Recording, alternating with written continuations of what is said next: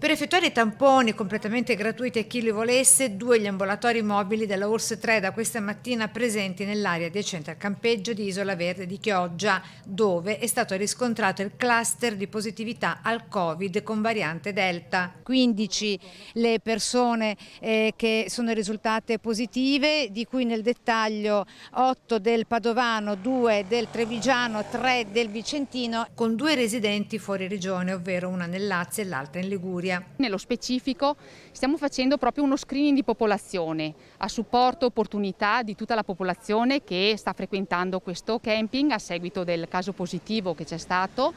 e è proprio un'opportunità che viene data dalla Regione Veneto, dall'URSS 3 Serenissima, a tutte le persone che vogliono sentirsi sicure e fare una vacanza serena. Il focolaio è individuato la scorsa settimana perché uno dei bimbi di 10 anni del Padovano, iscrittosi al camp rugby, aveva manifestato un gran mal di testa seguito il giorno dopo da una forte febbre. Da qui il tampone, cui è stato sottoposto giovedì 24. Riscontrata la positività, i medici USCA di Chioggia hanno provveduto a sottoporre a tampone molecolare 21 persone, tra compagni di squadra, allenatori, animatori e membri del camping, con altre 28 persone, di cui 17 collegate al cluster del campeggio, presentatesi spontaneamente anche nelle ULSS di residenza per essere a loro volta sottoposte a tampone. Dall'indagine epidemiologica non risultano positivi sintomatici vaccinati ed è chiaramente certa la diffusione tipica dei cluster pediatrici.